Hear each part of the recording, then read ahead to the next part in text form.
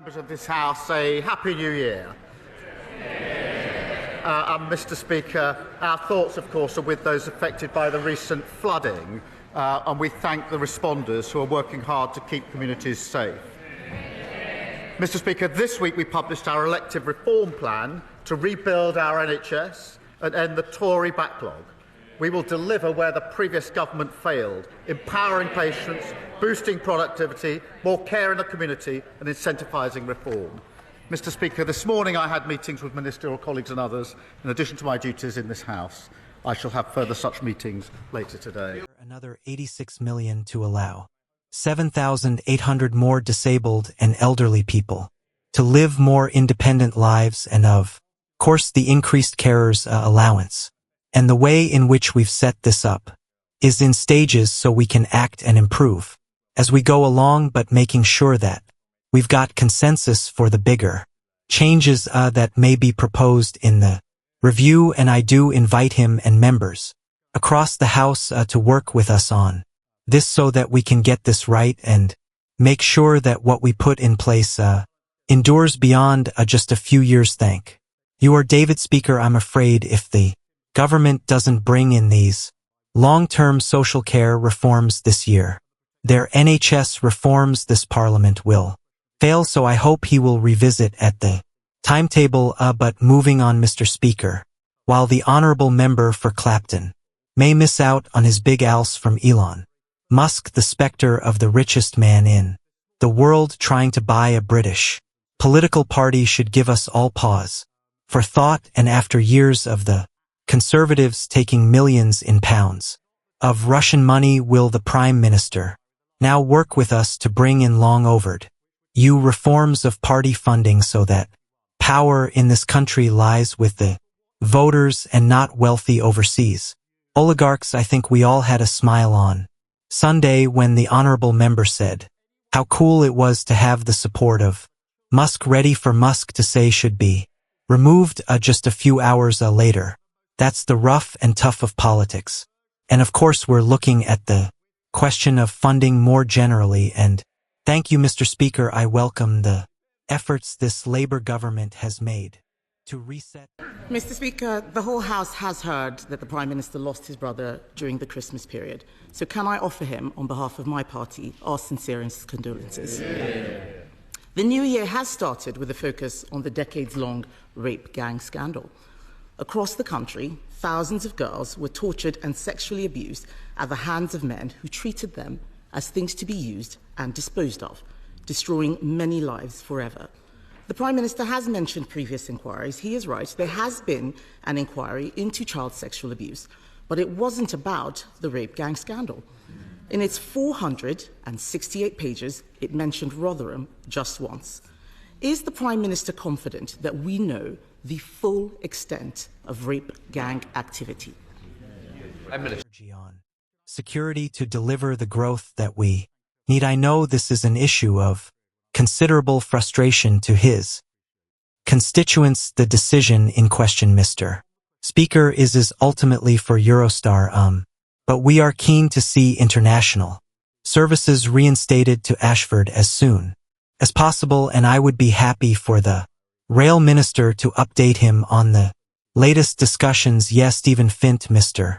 Speaker, can I begin by doing something unusual, which is to commend the Prime Minister on his earlier answers to the Leader of the Opposition, and of course to pass on my party's condolences to him for the loss of his brother. Outside of this place, temperatures continue to plummet, energy bills continue to rise, and the winter fuel allowance has been unacceptably taken away from so many vulnerable pensioners. Now the Prime Minister intimated prior to Christmas that he had no regrets about any of the decisions that he has taken in office. Does he understand that the public do hear? Prime Minister, I thank him for his condolences. We took some tough decisions. They led to a budget which delivered the largest settlement since devolution began to Scotland. If he thinks we should now reverse that, then he should say so. What he's done is allowed it's given the money, so now the SSNP have the money, they have the power and no more. excuses for the non-delivery that we see in Scotland. If he wants me to reverse that, he should say so. You, Mr. Speaker, feeling safe in your own community is among the most basic of human needs, but after 14 years of Tory cuts to Durham's frontline police and breaking the criminal justice system too, many of my constituents are victims of violence, theft, and antisocial behavior, and these crimes too often go unpunished. Now I know the Prime Minister's had a lifelong commitment to protecting victims, so what assurances can the Prime Minister give my constituents that our new government will be tough on crime and on the causes of crime?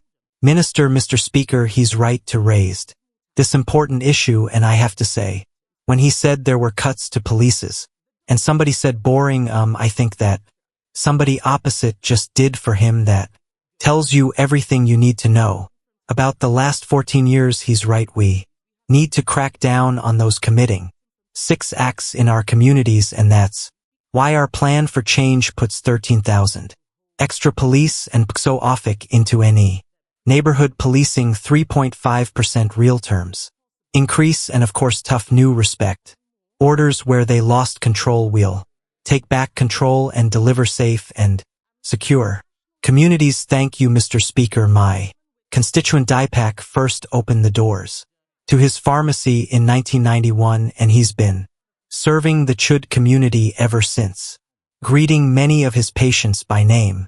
But Diak's business is struggling. His NHS contract no longer covers the cost of the drugs he has to dispense. For example, he's sometimes been forced to pay over 100 times more for a particular mental health drug than his contract provides. Dipak is dipping into his life savings to keep his pharmacy afloat, and I'm sure that many other pharmacists across the country are doing the same. Does the Prime Minister agree with me that no pharmacist should be forced to use their own money to keep their pharmacy viable? Prime Minister, can I thank her for raising this really important and challenging case. Community pharmacists like Dipak play a vital role in our health service, and as she knows, the Department of Health and Social Care sets drug tariff prices and regularly assesses what fees are reimbursed to ensure overall they're paid fairly. If she would prepare to share the details further with me, I will look and have a review by the team of the particular case that she's raised with me. Thank you, Mr. Speaker. Last year I was honored to accept an invitation from the European Jewish Association to go to Croft and discuss the role of Holocaust education in tackling the rising tide of anti-Semitism across Europe. We also visited Alvich and Asfit Birkhow, where we laid wreaths and paid tributes to the many victims of the Holocaust. Given that this month marks the 80th anniversary of the liberation of those evil places, will the Prime Minister set out what this government is doing on Holocaust education to ensure that never again means never again? Minister, well, I thank him for raising this. Anti-Semitism is completely and has no place whatsoever in our society. Mr. Speaker, I recently met with Jewish community leaders in Downing Street to discuss what further we can do to combat anti-Semitism, and that includes allocating $54 million for the Community Security Trust to continue their vital work, committing to building a new Holocaust memorial and learning center, and providing at least £2.2 million to continue the funding lessons from Alit, and I look forward to working with others on those important proposals. Victoria College. Thank you, Mr. Speaker. Businesses like Hicks in Harpon, charities like the Hospice of St. Francis in Berkhamsted, health and social care providers like the Elms Medical Practice in Harpon GP are amongst those up and down this country who are warning the government about the negative impact of the proposed changes to national insurance contributions. When will the Prime Minister heed those warnings and at the very least look at exemptions for health and social care providers like they have. For the NHS Minister, I thank you for raising this. Look, we had to deliver a budget to wipe the slate clean and to deliver the stable basis for our economy and at the same time repair our public services. That's why we invested 25.6 billion PS over 2 years in the NHS, including additional funding for GPS and for hospices and we are taking measures to ensure that funding is there to support our vital services. Make Mr. Speaker, every week I visit constituents in my Hackney South of Shitch constituency living in the most appalling overcrowded social housing, some with triple bunk beds in the bedroom and the parents on the sofa bed.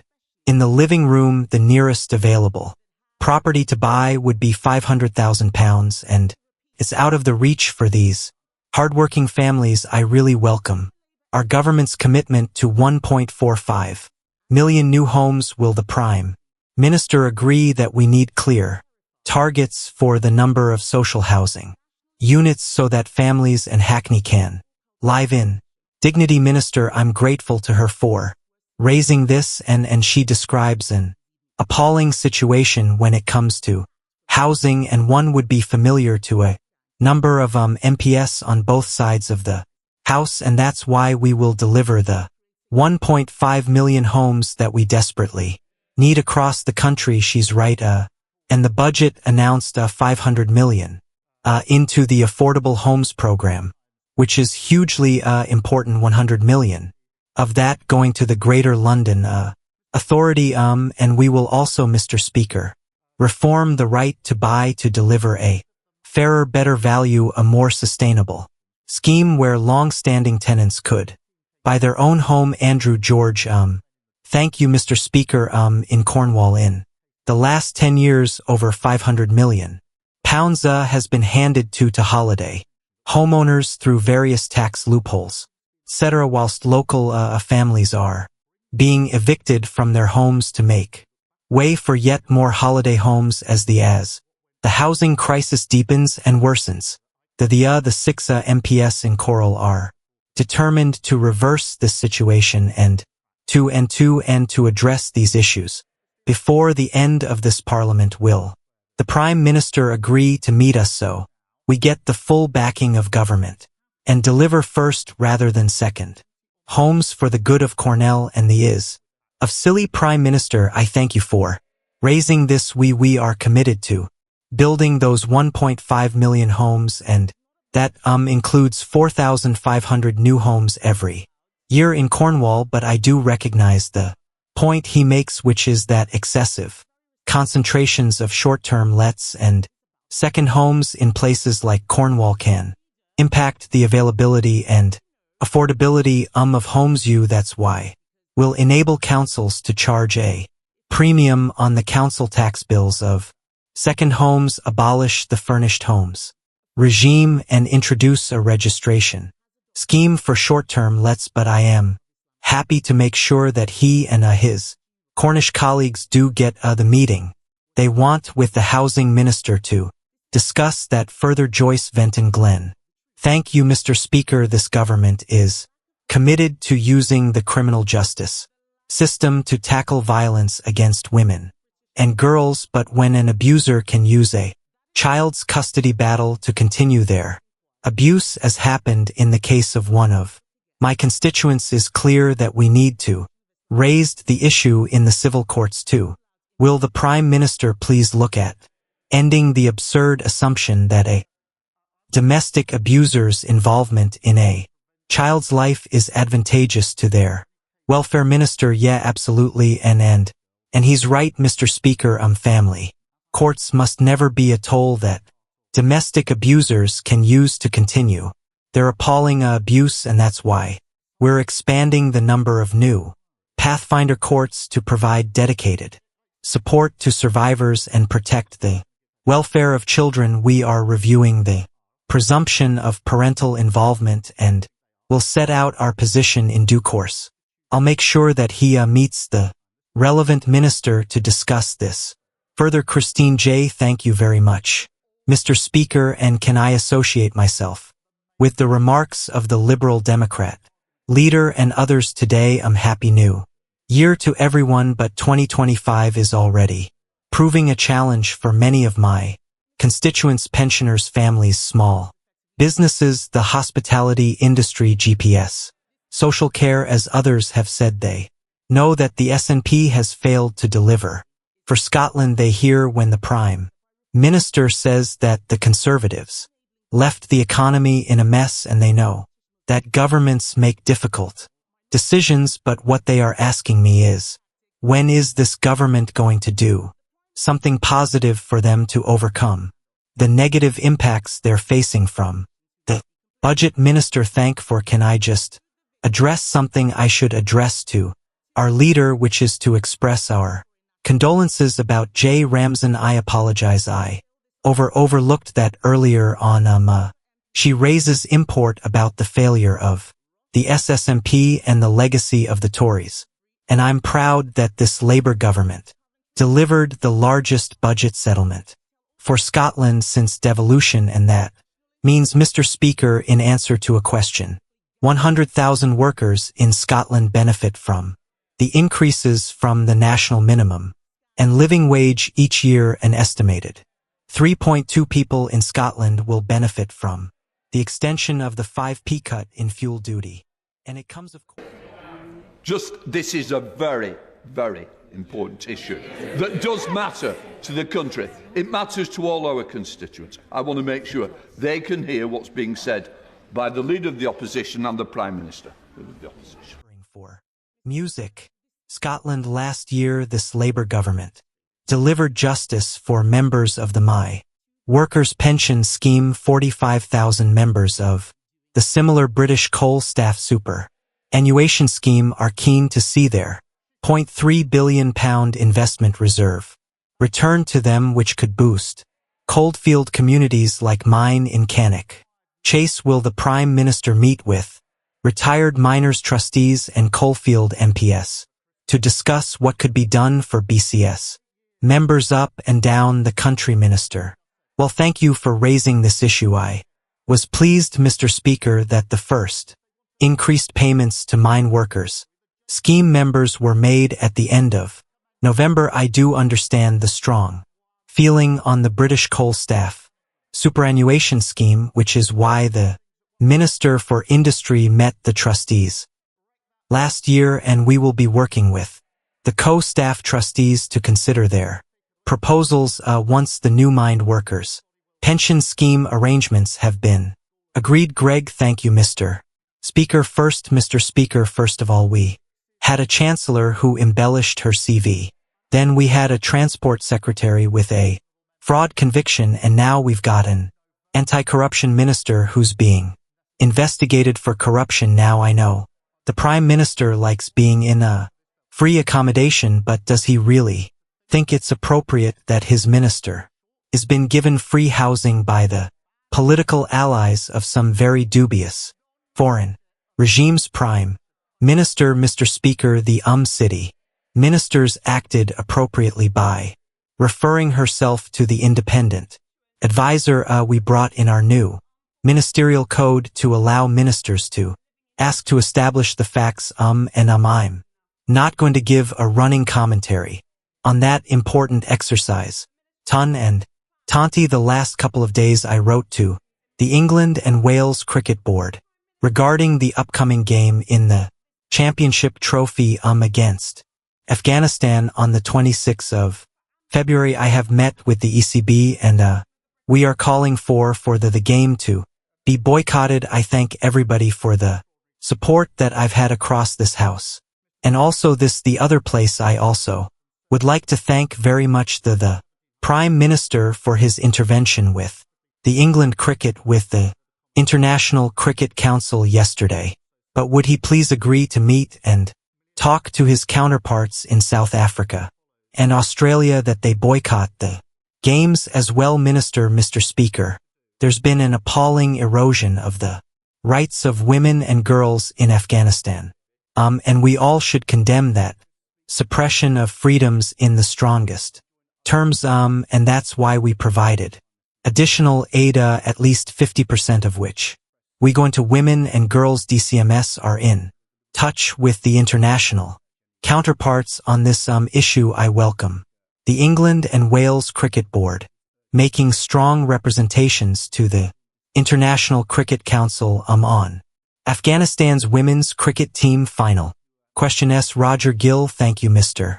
Speaker. Mr. Speaker, setting aside the matter of grooming gangs, the opposition amendment on the order paper today sets out very clearly why the bill that we should be debating is so very deeply flawed, and if it is to become an act of Parliament, it will have to be completely rewritten in committee. But, Mr. Speaker, the Prime Minister from that dispatch box has made much of his service as the public prosecutor, so can he tell the House in that capacity why during his time he declined to instigate a prosecution for rape and sexual abuse against Muhammad fired Prime Min? That case is never cross my desk. Right, that completes prim question.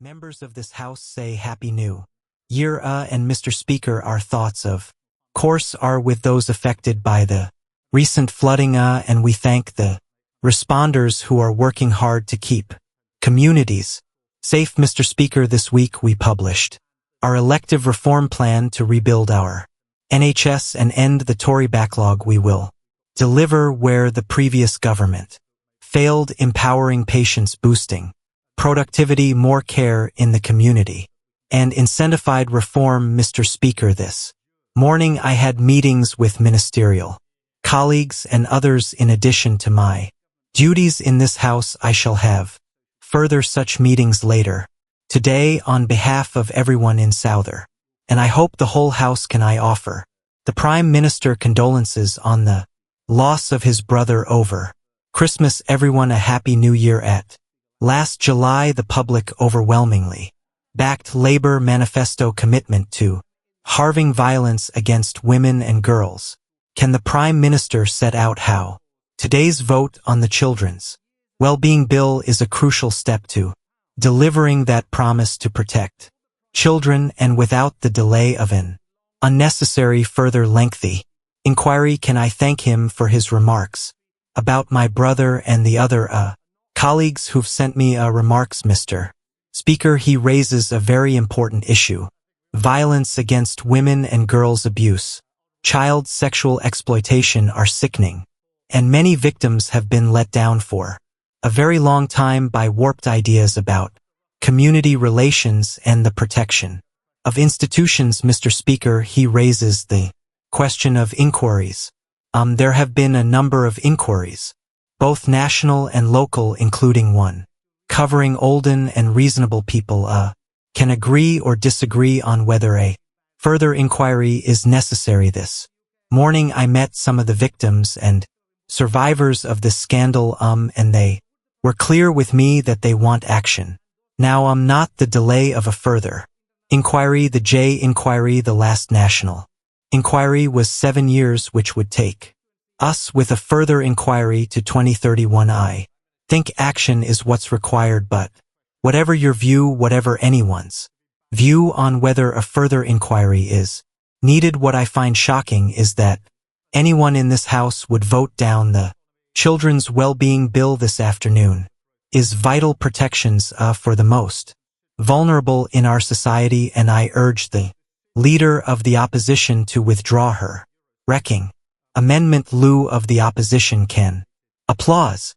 Mr. Speaker, the whole House has heard that the Prime Minister lost his brother during the Christmas period, so can I offer him on behalf of my party our sincere condolences. The new year has started with a focus on the decades-long rape gang scandal across the country. Thousands of girls were tortured and sexually abused at the hands of men who treated them as things to be used and disposed of, destroying many lives forever. The Prime Minister has mentioned previous inquiries. He is right, there has been an inquiry into child sexual abuse, but it wasn't about the rape gang scandal. In its 468 pages it mentioned Rotherham just once. Is the Prime Minister confident that we know the full extent of rape. Gang. Activity Minister, can I first thank her for her condolences, and can I thank her for reaching out over the Christmas period when I lost my brother. I really did appreciate that, and I appreciate it today, Mr. Speaker. On the question of a further inquiry, there have been a number of inquiries, some of them localized, including the Mayor of Manchester's inquiry recently, and of course a national inquiry Professor J carried out took 7 years, had 20 recommendations, none of which actually were implemented by the party opposite when they were in government. Now this is a really serious issue. We must focus obviously on the victims and survivors. There's no fixed view on the victims and survivors about a further national inquiry. There are mixed views, but there is a view, and I share this view, that what is needed now is action on what we already know. We already know, myself from personal knowledge when I was chief prosecutor, that warped ideas, myths, and stereotypes about victims were at the heart of this. We've known that for a decade. The Today report called for mandatory reporting. I called for it 11 years ago. What we need now is action. What can't be tolerated is the idea that this afternoon members opposite will vote down a bill which protects children. Include, Mr. Speaker, Mr. Speaker, let me just, one of the provisions in the bill is to protect children vulnerable today who are out of school. Constituent Dipak first opened the doors to his pharmacy in 1991, and he's been serving the Chelmsford community ever since, greeting many of his patients by name. But Dipak's business is struggling. His NHS contract no longer covers the cost of the drugs he has to dispense. For example, he's sometimes been forced to pay over 100 times more for a particular mental health drug than his contract provides. Dipak is dipping into his life savings to keep his pharmacy afloat, and I'm sure that many other pharmacists across the country are doing the same. Does the Prime Minister agree with me that no pharmacist should be forced to use their own money to keep their pharmacy viable? In Rotherham alone, there have been over 1,400 victims across Oldham, Bradford, Bristol, Rudale, and dozens more towns. There have been thousands more victims, but no one has joined the dots. No one has the total picture, and it is almost certainly still going on. One victim from Tord, and I know he says that victims have different views. We have different views across this house, but one victim from Telford says she wants a national inquiry because it will hold people accountable in a way that previous inquiries have not. It is very possible to have actions take on more and still have a national inquiry. So why won't he listen to victims and a national inquiry which would have the power to summon witnesses and make them give evidence under oath? Mr. Speaker, she says they accepted the recommendations, they didn't act on them. One of the central recommendations was mandatory reporting, and it still hasn't been enacted. I called for this 11 years ago. They've been tweeting and talking. We've been enacting, and well, Mr. Speaker, the leader of the opposition's been an MP, I think, for 8 years. Her part have been in government for 7.5 of those 8 years. She was the children's minister. She was the women's inequalities minister. I can't remember her. I can't recall her once raising this issue in the House, once calling for a national inquiry. It's only in recent days she's jumped on the bandwagon now. If I, and Mr. Speaker, in fairness, if I'm wrong about that and she has raised it, then invite her to say that now, and I will happily withdraw the remark that she hasn't raised it in this House in the 8 years that she's been here until today. Mr. Speaker, the Prime Minister is being very specific because I have raised this issue. I've raised it in speeches. I've raised it publicly. He knows that as a minister. He knows that as a minister I would not have been speaking on this specific issue. I was not a home office minister, but Mr. Speaker, I will remind him about other victims who came to me who I did help. The victims of the Tavistock scandal. who came to me as a minister. I didn't send them away like his safeguarding minister. I made sure as his Labour Party were calling me transphobic that we launched the caste review, which even his health secretary has accepted. So we do right by victims, Mr. Speaker. The reason why a national inquiry is important is because this issue is systemic. It has been involving local and national officials, the police, prosecutors, and politicians. He talks about some of the local inquiries, but these internal issues cannot be covered by local inquiries alone. In fact, the leaders of the Manchester inquiry resigned because they couldn't get evidence, they couldn't summon witnesses, and not a single person in a position of authority has been held to account. The Prime Minister called for 9 inquiries in the last Parliament. Does he not see that by resist in this one, people will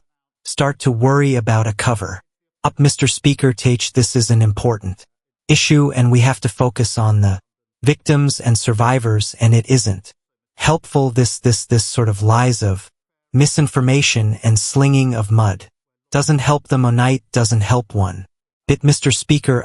She raised a question of a victim with me, and quite right too, and I accept that victims and survivors are in different places on this. Those that I've spoken to are worried about the delay of a further inquiry. The last inquiry took 7 years. That would take us to 2031. Now these inquiries, amongst the issues that's been raised with me, and she's been speaking to victims, they have raised this with her, is that it's very hard for victims and survivors to come forward to explain what's happened to them. They do not want to be rushed through this process, which is why the last one took years. They seem it's not sensible to suggest that this can be done in a hurry, on the cheap and comprehensively. Therefore, Mr. Speaker, that would take us to, let's say, 2030. 2031, the victims that I've spoken to want action today. I agree with them on that, but what I don't understand, I genuinely don't understand, is why anybody today would vote against the Children Wellbeing Bill, which will protect children who are vulnerable. Today it will kill the bill. It will stop those provisions for children exposed at risk. Today I implore them, vote for the bill. Don't wreck this in this misguided music way. Mr. Speaker, it is very possible to have shorter inquiries, especially if they are covering areas that have not been looked at yet. We don't need to repeat the work that has already been done. Let's look at new areas. Former Labour MP and CR said that there were councillors and MPs all over the country who knew what was going on but were terrified of being labelled racist. A national inquiry would ask if there was a racial or cultural motivation to some of these crimes, where white girls were seen, as Jack Straw said, as easy meat. The member forum was sacked from Labour's front bench for speaking out about rape gangs. Does the Prime Minister now recognize that sacking people for telling the truth creates a chilling effect that means victims aren't listened to? Well, I'm very happy to call out anybody who hasn't acted properly in these cases. I've done it many times before, and it doesn't matter to me which political party they are in. I'll call them out and I will condemn them. Mr. Speaker, when I was chief prosecutor, I took measures to confront this heathen.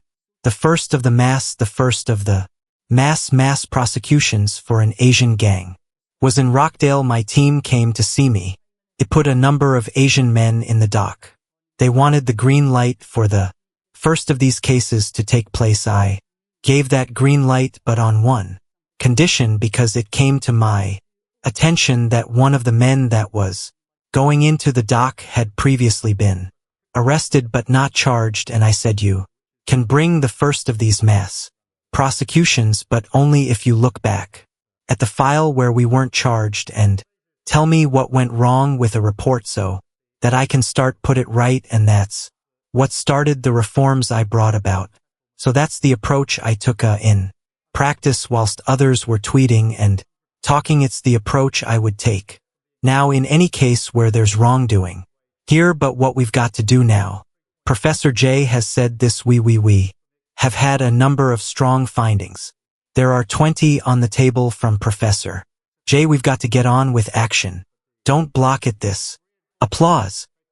Afternoon, Mr. Speaker, we need to focus on what this is really about. This is not about this is not about the Prime Minister's work in the CPS, and I would say very respectfully to the Prime Minister, it's not about you. It is about the victims. Be a leader, not a lawyer. We know that people were scared to tell the truth because they thought they would be called racist. If we want to stop this from ever happening again, we cannot be afraid. The Labour Party has adopted the APG definition of Islamophobia. That same APG report said talking about sex groomers was an example of Islamophobia. This is exactly why people are scared to tell the truth, and the lack of clarity. The lack of clarity means that innocent British Muslims are smeared by association. That is not fair, and only a national inquiry can solve this. So will the Prime Minister look again at the Labour Party's adoption of the definition of Islamophobia, its chilling effect, and rule out introducing it in government? Prime Minister, Mr. Speaker, I will call out any aspect that has prevented anybody coming forward or any case going forward when it comes to violence against women and girls, child abuse or child sexual exploitation, as I have been doing now for the best part of 15 years. But yes, some people will say there should be a further inquiry, but that does I accept that, but that means all the victims and survivors are going to give evidence, need to be in a position to do so. Not all of them are. I've been speaking to them. There are some that do think they are. It will take time. All of the institutions will have to give evidence. That will take time. This will delay things till 2031 also. But we all, Mr. Speaker, we already know what the major flaws are, and my argument is we should get on with that action, and that's why we're bringing forward the bill this afternoon. Mr. Speaker, the Prime Minister has effectively told us that he's not able to do two things at the same time. This issue of a delay is a weak excuse, and I would say to him that by refusing this inquiry, he is enabling those people who wish to smear all British Muslims based on the actions of a small minority. He is talking about distraction tactics. Let us have the truth. The Prime Minister cannot tell the House the full scale of the scandal. He doesn't want questions asked of Labour politicians who may be complicit. He won't listen to the victims. He won't listen to the victims who are calling for a national inquiry. He is making this all about a bill this afternoon. Later today, he will tell Labour MP, including in Ford, Rudale, Bristol, Derby, Alsbury, Oldham, Bradford, Peterborough, Sentry, Middlesbrough, Newcastle, Ramsgate, tell all of these people to vote against a national inquiry into the gangs which have systematically gang-raped children in their constituencies. This is one of the worst scandals in British history, Mr. Speaker. How? Applause. Sorry, just this is a very, very important issue that does matter to the country. It matters to all our constituents. I want to make sure they can hear what's being said by the leader of the opposition and the Prime Minister of the opposition. Mr. Speaker, this is one of the worst scandals in recent British history, but how are they going to explain to their constituents that obeying his whip is more important than doing the right thing? She's right to say it's one of the worst scandals. It's terrible. That's why I acted on it. They didn't. She now her recently acquired view that it's a scandal, having spent a lot of time on social media over Christmas. Not once in 8 years did she stand here and say what she's just said. Not once in 8 years. They didn't act on the recommendations. They want a national inquiry. We had a national inquiry, the J report, 20 recommendation, not a single one implemented, not a single one. implemented, and she said, 2 we can do. 2 things at once. You can't kill the bill this afternoon, wreck that bill, and protect children. There was a Mr. Speaker. There was a dreadful case of Sarah Sharif that everybody will remember. This was the girl taken out of school and abused by an abuser. The bill this afternoon fixes that gap, and I know I'm looking across. I know there are honorable members on the benches opposite who know very well that what's in this bill is necessary, that it's the right thing to do, and that would want to vote for this bill. I urge them to think twice about following this short-sighted, misguided bandwagon jumping up row of the non-leadership of the leader of the opposition. I urge them to Mr. Speaker, my constituent, and Marie, and countless other armed forces. Families across Olders and Farah are living in shabby military accommodation. That simply isn't good enough after 14 years of conservative neglect. So can I welcome the Ministry of Defense plan to buy back thousands of homes in my, and will the Prime Minister set out how sorting out this bad deal left behind by a past Tory government will make life better for Amory and others like her, living in the home of the British Army?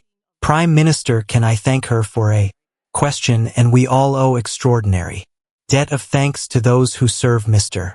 Speaker by reacquiring over 36,000 service family homes, including 1,700 in my honorable friend's constituency. We can rapidly transform substandard accommodation. The deal that we've done also saves the taxpayer around $230 million per year in rent, and of course, it follows the largest pay rise for the armed forces in over 20 years. There is, of course, still work to do, but this is a major step forward. We now come to the Leader of the Liberal Democrats, Red Davey. Thank you, Mr. Speaker, and Happy New Year to you, and can I join others by offering my personal condolences to the Prime Minister in the loss of his brother, and can I take this to express my sadness at the passing of a much-loved member of the Liberal Democrat family, Baroness Jenny Randerson. Mr. Speaker, fixing the care crisis is